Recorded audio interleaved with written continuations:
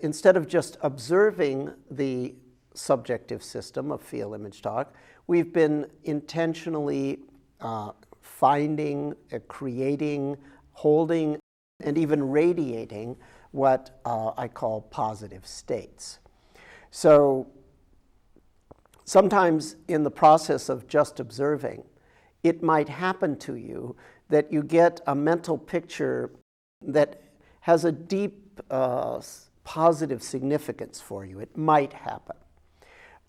Native people value this very much and actually go through various physical ordeals of fasting and other ceremonies in order to get those deep sort of directional images, and anthropologists call it a vision quest, although native people just call it fasting.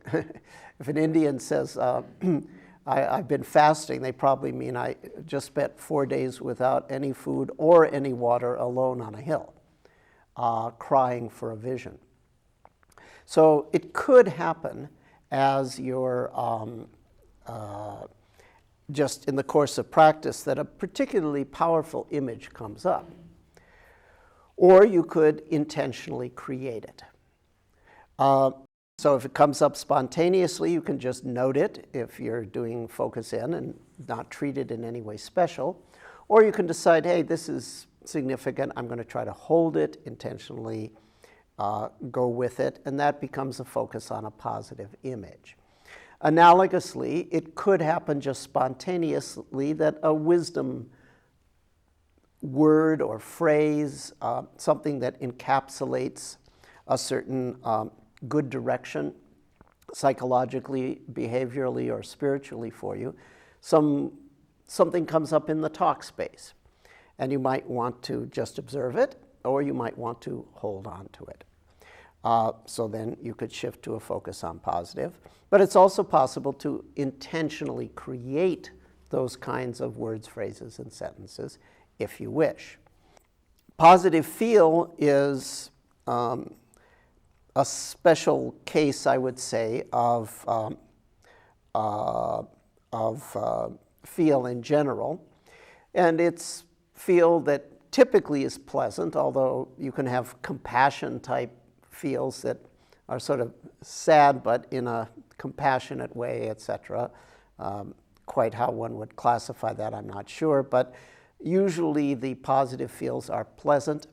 They're associated with a positive direction in your behavior or positive aspirations for others. But I also count positive feel as pleasant sensations associated with being in highly concentrated states, pleasant sensations associated with the presence of flow, restful states, or just an intrinsic joy for no reason whatsoever. Ahetukananda in Sanskrit, this joy that's just our birthright and doesn't have to have a reason. This would be a range of things that we could call positive feel. And they could come up, once again, spontaneously in our, as we're just observing things, or we can sort of look for it, create it, attempt to hold it. And when you look for it, when you decide to hold it, if it's come up spontaneously, or you intentionally look for it, create it, and then hold it, that's an approach called focus on positive.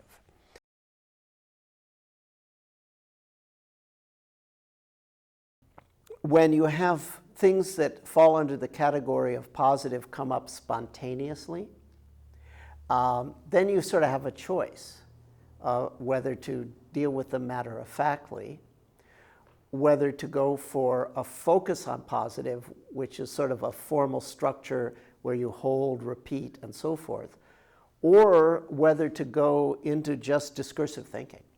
And like, okay, I'm going to explore this and think about this in the normal way that I think about things, because this seems like nature is opening an insight door or some window, and I would like to pursue it discursively. So essentially, if something unusually positive comes up, visually, auditorially, or somatically in the subjective domain as you're practicing. I would say you have three choices, and sorry to give you so many choices, but they're all good. The basic thing about not being freaked out by choices is to realize all the choices are good. You're not going to miss out no matter which one you take. So one choice is you're just going to deconstruct it. There's a famous story about the Zen monk is meditating, and the gods are so impressed by his practice that they come and like give flowers every day, and this goes on for a couple weeks, and finally, one day he just takes out the keisaku and beats the crap out of all the gods and says, "Get the hell out of here." Okay, well, it's a metaphor, okay, for being matter of fact no matter what comes up, even if the gods give you flowers and bathe you and whatever, seemingly. That's just feel image talk. So even if very impactful things come up, you might decide to simply, that's just feel image talk. That's one decision, and then you would be penetrating them, but in the same way that you would penetrate any sensory event. Alternatively, okay, let's go to hold positive. It's a formal technique. I'm going to repeat that talk as a mantra. I'm going to try to maintain that image.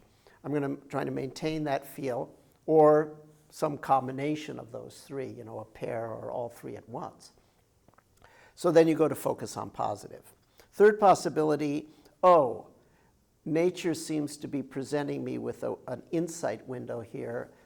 I need to think about this. And you start thinking. You notice that I go nowhere without a notepad.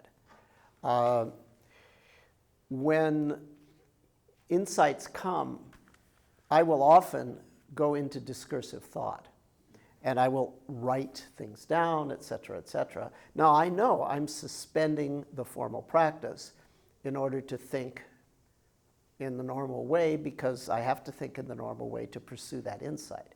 And it's certainly okay to do that on occasion. What we want to avoid is a meditation that is only discursive thought, because that's not really meditation. But it's certainly okay to do that when it seems appropriate.